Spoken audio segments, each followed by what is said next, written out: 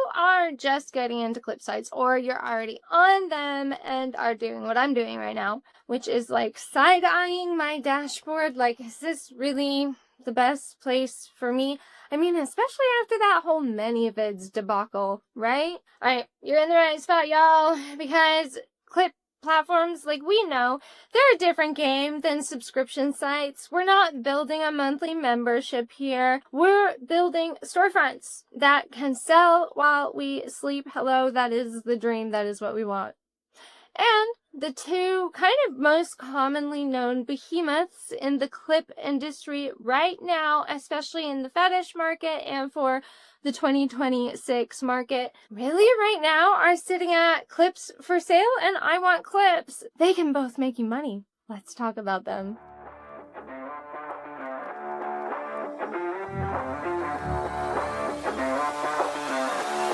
They are wildly different in how they drive traffic and like just the general feel of how to sell on them and kind of how your cut shakes out. So I want to break this down pretty much in the same exact way I did those other platform comparisons, and that's going to be just platform by platform. And again, the goal of this is to have everyone walk away not only just knowing more about each of those platforms, but kind of knowing which one is going to match best for you and how you naturally sell. Because that is such an important factor that some people tend to ignore. I know when I first started, I was picking platforms like I was picking trendy apps, you know, like, oh, this is a household name, I'll go here.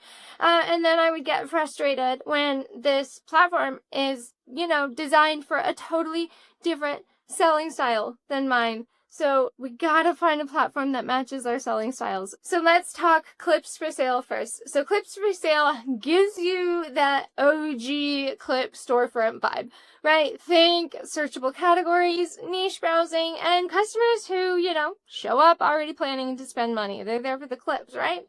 Like, this is not really the place where you have to sit and convince someone to buy something. Like, the general demographic on this platform, they know what they like, and they know how to type it into the search bar.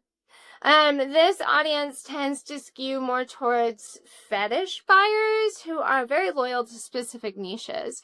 And from my understanding from a lot of reports of other creators, they get a lot of repeat customers from this platform. So if you are someone who can lean heavily into a niche, label it clearly, really think through that SEO, and build like a real genuine catalog over time, Clips4Sale, it's going to be a great place for you. And when I do say catalog, I mean you're building depth, right? So they build out your clip storefront, kind of like a storefront that looks like a store, you know, not just a random collection of, you know, all the custom videos that other buyers have had you make, which is what my custom storefront looks like. It's bad. You want depth, you want variety, you want to make it juicy because Clips4Sale is built around your store. Your main money makers here are usually your download clips, and sales will help make money, promos will help you make that money, and all of those things, those keywords, categories, those tags, all that are so much more important than a lot of creators want to admit, especially on Clips4Sale because it is heavily SEO based. So Clips4Sale, the overall vibe is much less social feed, right, and much more search and shop. So think more Amazon, less Facebook. And that's a good thing, right, if you want your content to have a longer shelf life, because you're not relying on the algorithm getting that post performing for 24 hours and then dying off into the ether. No, you build something, you put it there, and that can keep getting found. All right, it's also really worth noting about Clips4Sale the incredible effort they put into creator-facing infrastructure, fraud protection, content protection help, all of that. Those are all huge practical wins for anybody treating this like a long-term business. I'm going to link in the description box below a resource where you can go and actually read more into all the protections they put in place. It's gorgeous. But let's talk money, right? Because I know that's where everybody's ears perk up. I hear you. Let's get that bag. Here's where plain language really needs to matter. You need to understand payout timing and minimums so you can kind of plan your cash flow. For sale payouts are monthly. Once a month, and they pay out on the 7th for the previous month's revenue. Payout percentages are listed as 60% for clips and 80% for tips. So if you're just doing clip sales, that can be a little painful, but passive is passive is passive. We might have to pay a little bit for passive. Minimum payout thresholds depend on location. So if you go into their website, their creator help docs state that for US, you need $50 minimum, Canada, or Canada, as the educated say, $100 minimum, and it's $150, $150 for international other to withdraw. They have a shitload payout methods, you guys, like bank deposit, wire, crypto, Paxum, check, you name it. And they list multiple payout methods. Think bank, deposit, wire, crypto, Paxum, check, you name it. If you need a lot of options for payout, Clips4Sale is a great choice. So when you're deciding if Clips4Sale fits you, go through a couple questions for yourself. One, do you want this platform's income to be catalog based, right? Where clips are your main product? Okay. Are you willing to play the SEO game, baby? I'm talking labels. I'm talking categories. I'm talking keywords and niche structure. Oh, and you're going to have to play it every day, every single upload. Because Clips4Sale, the platform is basically structured like if you can tell it what your media is, right? And you can build enough of a library around it, they'll bring the buyers to you. They'll do that work for you. And then that's kind of flowing right into content policy and compliance. So let's switch to that for our last topic for Clips4Sale. So like most adult platforms they have those hard lines around illegal content, right? Minors, non-consent, the usual do not touch categories, don't touch on Clips4Sale. But where creators tend to get tripped up, usually, which we see on every platform, is not the obvious, okay, that's illegal, don't do it shit, right? It's labeling, it's marketing language, and it's how you present your taboo themes. So safest play for Clips4Sale is just keep your titles and your keywords descriptive, not reckless, right? So if you're in the extreme fetish territory, before you get going, stop, read the platform rules and the allowed content carefully. And I would say keep kind of like a notepad or a checklist next to you so you know, like, oh, don't put that on this platform, right? Because adult platforms live and die by payment processor requirements. We know this. We hate this. It sucks. Policies can tighten with zero warning. And that's not paranoia at this point. We have to be on top of it. It's just pattern recognition.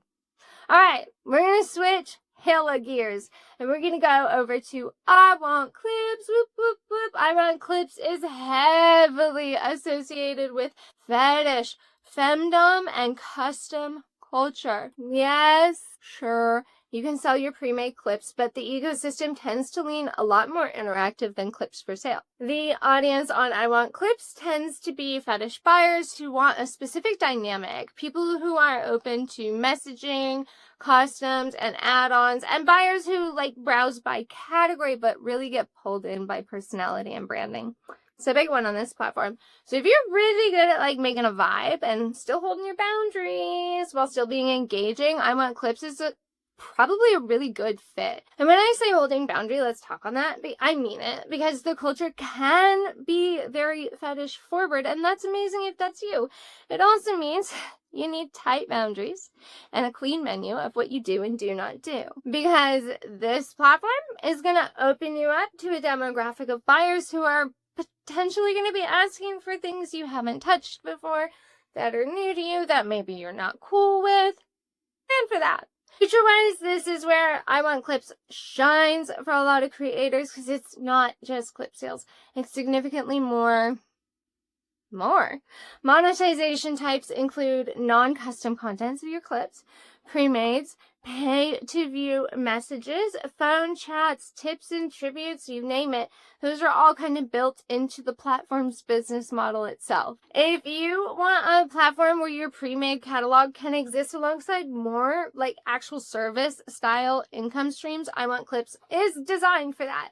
And this is where we have to talk about commission, because it's one of the biggest decision points here. So the artist agreement for IWantClips, the fee structure is a bit different depending on what you're selling, just like most sites. So 80% for tips and tributes. We look at about 70% on pay-per-view messaging and only 60% on the clip store content. But if you look at their other partner or sister platforms that they also run, so on IWantClips, it's a 100% commission. Oh, IWantPhone sits at a 70% commission. So real talk, that's kind of where creators get like very diverse opinions about IWantClips. So if you're mostly selling just clips or those pre-made videos, that 60% commission kind of sucks. But if you're also utilizing it to sell custom content or to rake in tips,